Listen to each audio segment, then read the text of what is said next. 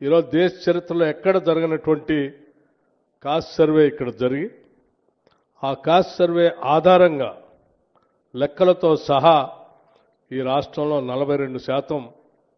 బీసీలకు రిజర్వేషన్ కల్పించాలన్నటువంటి ఆలోచనతో శాసనసభలో చట్టాలను చేసి ఆ చట్టాలు ఈరోజు దేశంలోనే ఒక చర్చకు దారితీసి భవిష్యత్తులో భారతదేశంలో కూడా తప్పనిసరి పరిస్థితులు కల్పించినటువంటి గొప్ప నిర్ణయాలు ఈరోజు ఈ రాష్ట్రంలో జరిగాయి. దానికి మనమందరం ఈరోజు ఇక్కడ కూర్చున్నటువంటి బీసీల నాయకులు బహుజనుల నాయకులు అందరికీ కూడా నేను ఒకటే విజ్ఞప్తి చేస్తూ ఉన్నాను.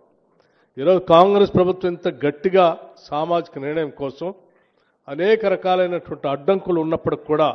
వాటన్నిటినీ పటాపంచలు చేసుకొని కట్లు దించుకొని ఇంతటి గొప్ప విధానపరమైన నిర్ణయాలు చేసినప్పుడు ఈ విధానపరమైన నిర్ణయాలు ప్రతి గ్రామానికి ప్రతి ఇంటికి ప్రతి బహుజన దృష్టికి తీసుకుని వెళ్ళి ఈ ప్రభుత్వం మనది,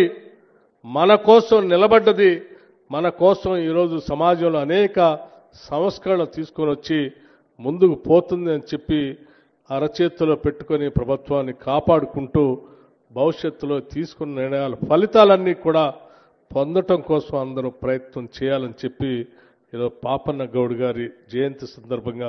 మీ అందరికీ నేను విజ్ఞప్తి చేస్తా ఉన్నాను.